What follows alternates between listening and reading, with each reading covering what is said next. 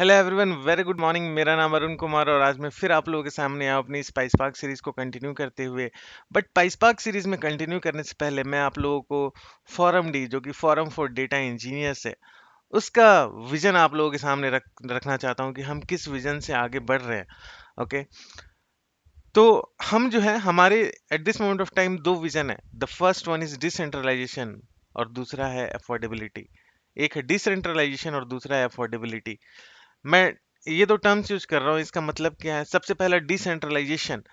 Decentralisation का मतलब है कि पहले बिफोर कोरोना पहले क्या होता था, मतलब लोग जॉब सर्च करने के लिए कंट्री के मेजर मेट्रो सिटीज में मूव करते थे, जैसे कि बेंगलोर, हैदराबाद, पुणे, दिल्ली एनसीआर। ये सब सिटीज में मेजरली स्टूडेंट्स जो है कॉलेज से पास आउट होने के बाद मूव करते थे ऑफ कैंपस के लिए, उनको अगर जॉब नहीं लगती थी तो। ओके, अब वहां जाते थे, वहां जाकर वो अपनी फैमिली से दूर रहते थे। वो 6 महीना साल भर जो भी है रहते थे। मे बी बहुत लोगों के लिए टाइम 1 ईयर से ज़्यादा भी इन्वेस्ट होता था और उसके बाद भी उनको जॉब नहीं लगता था, फिर भी वो वहाँ पे स्ट्रगल कर रहे होते हैं। ओके, तो हम डिसेंट्रलाइज कर रहे हैं, इसका मतलब है कि हम जो है सारी इंडस्ट्री लेवल की लर्निंग को ऑनलाइन लेवल पे लेके आ रहे हैं। ओके, हम ऑनलाइन लेवल पे काम कर रहे हैं और हम सारी चीज़ों को इंडस्ट्री के एक्सपर्ट्स आपको फॉरम डी के ऊपर अप स्किल करेंगे, फॉरम डी के थ्रू अप स्किल करेंगे। ओके, और जो हम टेक्नोलॉजी आप लोगों को सिखाएंगे वो पूरी की पूरी लेटेस्ट टेक्नोलॉजी होगी जो इंडस्ट्री के अंदर चल रही है, क्योंकि हमारे साथ जो भी लोग जुड़े हुए हैं वो इंडस्ट्री के लोग हैं। और eight this moment of time हम डेटा इंजीनियरिंग पे फोकस कर रहे हैं। हमारा जो कोर स्किल सेट है eight this moment of time वो है data engineering over azure cloud. Okay, और हमारे बहुत सारे स्टूडेंट्स ऑलरेडी प्लेस्ड हो चुके हैं।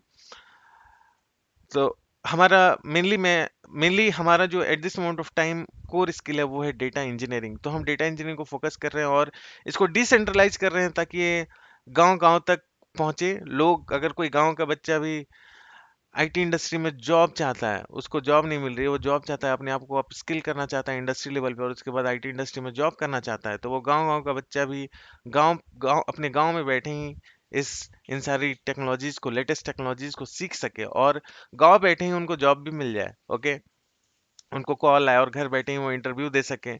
किसी को कहीं जाने की जरूरत नहीं है, जो जहाँ है वहीं से उसको जॉब मिल सकती है। ओके, और वर्क फ्रॉम होम मिलेगा या वर्क फ्रॉम ऑफिस, ये तो कंपनीज के ऊपर डिपेंड करता है, बट वर्क फ्रॉम होम का कल्चर चल रहा है अभी इंडस्ट्री में।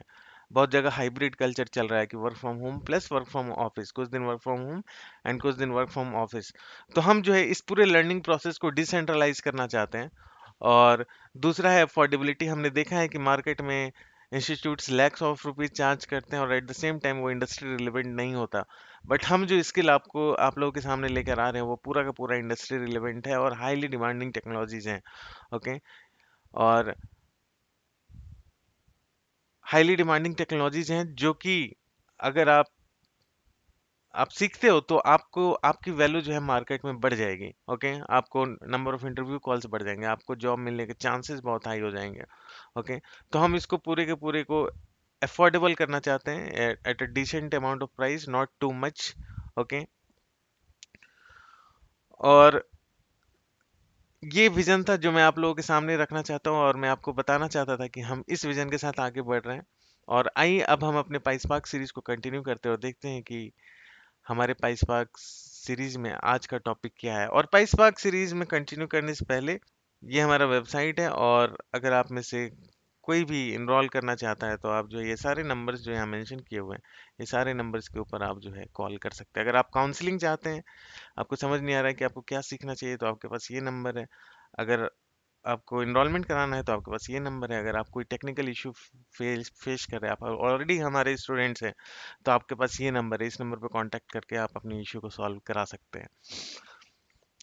तो ये हमारा विजन था जो मैं आप लोगों के सामने रखना चाहता था। और अब मैं हम जो है आगे बढ़ते हैं अपने पाइस पार्क सीरीज में, और आज देखते हैं कि आज हमारे पास क्या है। तो आज आज की इस पाइस पार्क सीरीज में हमारे पास है वेन मेथड, जो कि पाइस पार्क के अंदर एक फंक्शन है। ओके, और इससे पहले मैं अपना नोटबुक ओपन कर लेता हूँ क्विकली। मैं अपना नोटबुक ओपन कर लेता हूँ और मैंने क्लस्टर ऑलरेडी स्टार्ट किया हुआ है। क्लस्टर ऑलरेडी मैंने स्टार्ट किया हुआ है, तो क्लस्टर मैं यहाँ पे अटैच कर देता हूँ अपने डेटाब्रिक्स नोटबुक के साथ।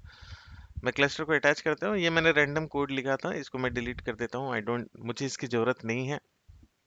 और अब जो है अ, मैं एक सैम्पल डेटा फ्रेम क्रिएट करता हूँ। ओके, मैं यहाँ पे व्हेन व्हेन फंक्शन के बारे में आपको बताऊंगा कि व्हेन फंक्शन क्या होता है। और स्टार्ट करने से पहले मैं एक चीज़ आपको बता दूं कि अगर आप सीक्वल जानते होंगे तो सीक्वल के अंदर जो केस स्टेटमेंट है पाइस्पार्क के अंदर, वही व्हेन व्हेन व्हेन फंक्शन है। ओके, व्हेन के थ्रू हम उस चीज़ को अचीव कर सकते हैं जो हम सीक्वल में केस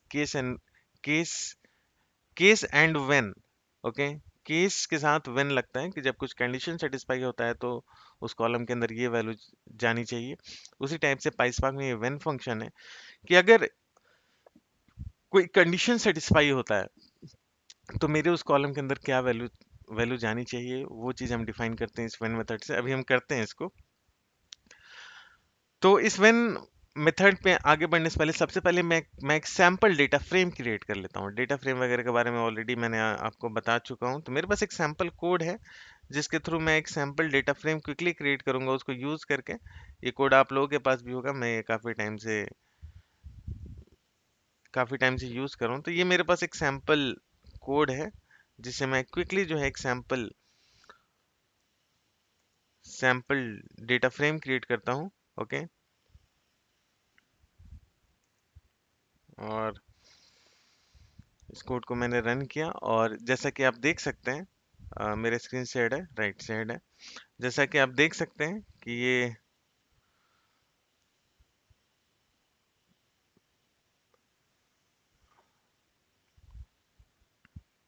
ये डेटा फ्रेम क्रिएट हो गया। ओके, ये मेरा डेटा फ्रेम क्रिएट हो गया। अब मुझे मैं एक प्रॉब्लम स्टेटमेंट आप लोगों के सामने रख रहा हूँ, और वो प्रॉब्लम स्टेटमेंट क्या है? ये प्रॉब्लम स्टेटमेंट क्या है?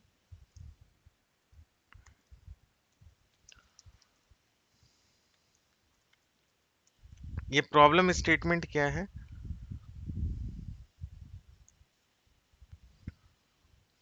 ये प्रॉब्लम स्टेटमेंट क्या है? ये प्रॉब्लम स्टेटमेंट ये है कि मुझे जो है एक नया कॉलम बनाना है। जो ऊपर जो डेटा फ्रेम है, मुझे एक नया कॉलम बनाना है और उस कॉलम का नाम होगा ग्रेड। ओके, जो नया कॉलम होगा उस कॉलम का नाम होगा ग्रेड। मतलब ये जो डेटा फ्रेम है इसमें एक नया कॉलम बन जाना चाहिए और उस कॉलम का नाम होगा ग्रेड। और उस ग्रेड कॉलम के अंदर वैल्यूज क्या जानी चाहिए? अभी उसको हम वैल्यूज कुछ कंडीशन के हिसाब से जानी चाहिए बेस्ड ऑन सैलरी। सैलरी के हिसाब से मुझे ग्रेडिंग करनी है। और वो ग्रेडिंग कैसे करनी है कि सपोज दैट अगर मेरी सैलरी, ओके, अगर मेरी सैलरी लेस देन 1000 है। ओके, अगर मेरी सैलरी लेस देन 1000 है तो मुझे ग्रेडिंग जो मिलनी चाहिए वो ग्रेडिंग मिलनी चाहिए ए। ओके, वो ग्रेडिंग होनी चाहिए ए अगर मेरी सैलरी लेस देन 1000 है। अगर मेरी सैलरी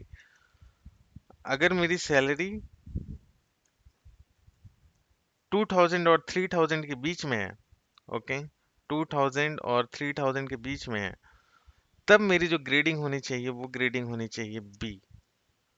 ओके, बी। और अगर यहाँ, सॉरी मैंने मिस्टेक कर दिया, 1000 से 2000 के बीच में है, ओके, तब मेरी जो सैलरी होगी वो होगी बी, ग्रेडिंग होगी वो होगी बी। और अगर मेरी सैलरी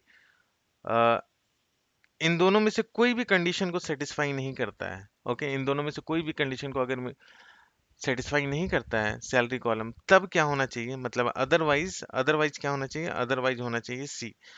तो हमें अगर ऐसे कंडीशन को यूज करके अगर हमें ऐसे कंडीशन को यूज करके कोई कॉलम क्रिएट करना है पाइस्पार्क डेटा फ्रेम के अंदर, तो हम वो कैसे अचीव कर सकते हैं? तो ऐसे कंडीशंस को अचीव करने के लिए हमारे पास है व्हेन व्हेन मेथड। अभी मैं आपको यूज करके दिखाता हूँ कि मैं कैसे इसको अचीव करता हूँ। सबसे पहले हमारी रिक्वायरमेंट है कि हमें एक नया कॉलम बनाना है, ग्रेड। ओके, तो मेरे डेटा फ्रेम का नाम है डीएफ, राइट। तो मैं मुझे एक नया कॉलम बनाना है, तो न्यू कॉलम के लिए मैंने ऑलरेडी आपको बताया था कि हमारे पास जो फंक्शन है वो है df dot with column, df dot with column. और इसके अंदर हम हम इस ग्रेड कॉलम को देते हैं कि मुझे ग्रेड नाम से कॉलम को क्रिएट करना है। ओके, अब मैं एक बैक स्लैश दे देता हूँ कि मैंने आपको बताया था कि बैक स्लैश का मतलब पाइस्पार्क के अंदर लाइन की कंटिन्यूटी होती है, क्योंकि अब मैं कंडीशंस देना स्टार्ट करूंगा तो मैं पहले कंडीशन को एक नए लाइन में लिख देता हूँ, इसलिए मैंने यहाँ पे बैक स्लैश दे दिया। और कंडीशन में ये दे रहा हूँ कि सैलरी कॉलम मेरा df डॉट सैलरी, ओके, अगर ये लेस देन 1000 है, ओके, अगर ये लेस देन 1000 है तब ग्रेडिंग क्या होनी चाहिए, मैंने ऊपर ऑलरेडी लिखा था, तब ग्रेडिंग होनी चाहिए ए। तो इसलिए मैं क्या कर रहा हूँ, मैं यहाँ पे लिट फंक्शन का यूज कर रहा हूँ, लिट मेथड का यूज कर रहा हूँ, और यहाँ पे मैं लिख दे रहा हूँ कि ग्रेडिंग होनी चाहिए ए। ओके, ओके, अब जो है हम दूसरे जगह हम फिर से व्हेन कंडीशन को देते हैं, ओके, और दूसरा कंडीशन यहाँ पर हम लिखते हैं।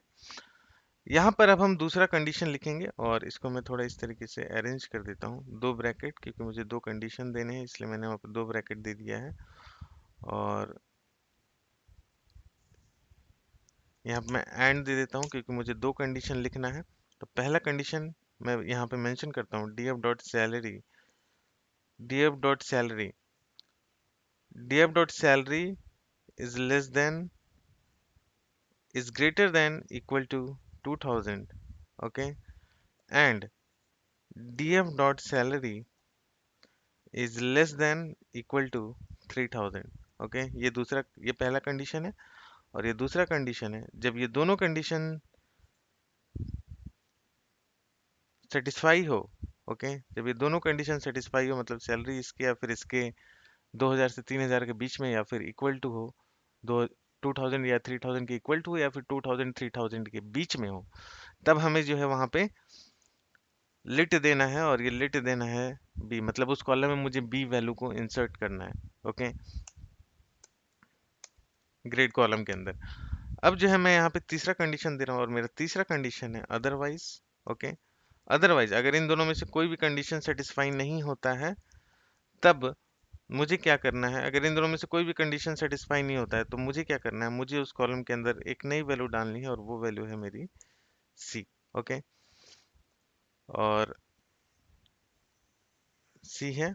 और फिर से मैं यहाँ पे एक बैकस्लैश दे सकता हूँ, पर यहाँ पे मैं बैकस्लैश नहीं देता हूँ, इसको ऊपर ही ले आता हूँ और यहाँ पे मैं सो लिख देता हूँ ताकि मैं डेटा को देख पाऊँ, ओके, सो मेथड का यूज करता हूँ ताकि मैं डेटा को देख पाऊँ। और अब जो है हमारा कोड रेडी हो चुका है।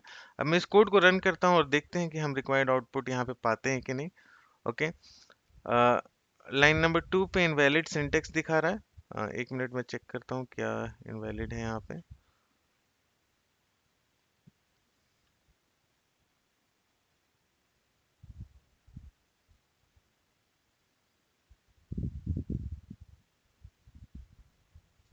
ओके,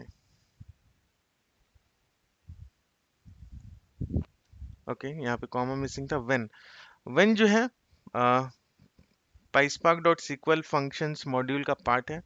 तो हम सबसे पहले इसको इंपोर्ट करेंगे। इंपोर्ट करने के लिए मैंने आपको ऑलरेडी बता दिया है, PySpark dot SQL dot functions, okay, functions, functions import, इसको इंपोर्ट करना है। मुझे क्या इंपोर्ट करना है, मुझे व्हेन फंक्शन को यूज करना है, तो मैं व्हेन को इंपोर्ट करूंगा। पाइस्पार्क,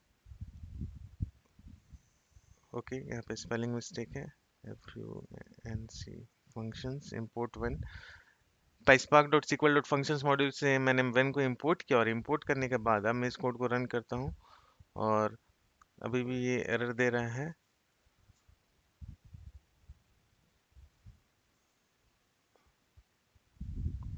ओके, लिट को भी इंपोर्ट कर लेते हैं क्विकली और इस कोड को रन करके देखते हैं। No, there is something wrong here, कुछ मिस्टेक हो गया है और इसको हम सही करते हैं क्विकली। ओके, तो आप देख सकते हैं कि मुझे जो है मेरा एक नया कॉलम क्रिएट हो गया और यहाँ पे व्हेन और लिट फंक्शंस और मेथड को मैंने इंपोर्ट कर लिया PySpark dot SQL dot functions module से। Okay, when and lit are the part of PySpark dot SQL dot functions module. Okay, तो ये पूरा का पूरा डेटा फ्रेम मुझे दिख गया। और पूरा पूरा डेटा फ्रेम दिख गया। और यहाँ पे देखो एक नया कॉलम क्रिएट हो गया विथ नेम ग्रेड, और इस ग्रेड नेम के अंदर वैल्यूज आ गई हैं BCB। ओके। और देखो यहाँ पे जब सैलरी 2000 से 3000 के बीच में है, ओके, सॉरी यहाँ पे एक मिस्टेक हो गया है, एक्चुअली 1000 से 2000 हमें रखना है, तो मैं क्या करता हूँ यहाँ क्विकली 1000 कर देता हूँ। सैलरी जब 1000 से 2000 के बीच में होगा तब ग्रेडिंग होगी B, अगर ऐसा नहीं होगा तो ग्रेडिंग होगी C। ओके। ये देखो यहाँ पे ग्रेडिंग हो गई है B, और दोनों केस में यहाँ पे ग्रेडिंग हो चुकी है C। सैलरी 1000 से 2000 के बीच में है, या फिर 1000 के इक्वल है और 2000 के इक्वल है, तो उस कॉलम की वैल्यू है B। और नहीं तो उस कॉलम की वैल्यू है C। ओके, नहीं तो इस कॉलम की वैल्यू क्या है? C है। ये देखो, अगर 2200 है, 5600 है, तो उस कॉलम में क्या वैल्यू आ गया? C। और नहीं तो इसमें जो वैल्यू है वो वैल्यू आ गया B। ओके। तो ये था व्हेन फंक्शन। ओके, जिसमें हम इस तरीके से कंडीशन को मेंशन करके अपने कॉलम के अंदर वैल्यूज को पुट कर सकते हैं। ओके। तो आई होप कि ये वीडियो, ये कॉन्सेप्ट व्हेन फंक्शन आप लोगों को समझ में आया होगा। और फिर से जाते जाते बता दूं कि व्हेन पाइसपार्क के अंदर is similar to case in SQL, case and when. Okay, when condition SQL में केस स्टेटमेंट के साथ यूज होता है, तो उसके इक्विवेलेंट है। Okay, thank you everyone, do like, subscribe and share my channel. Thank you everyone, take care, bye.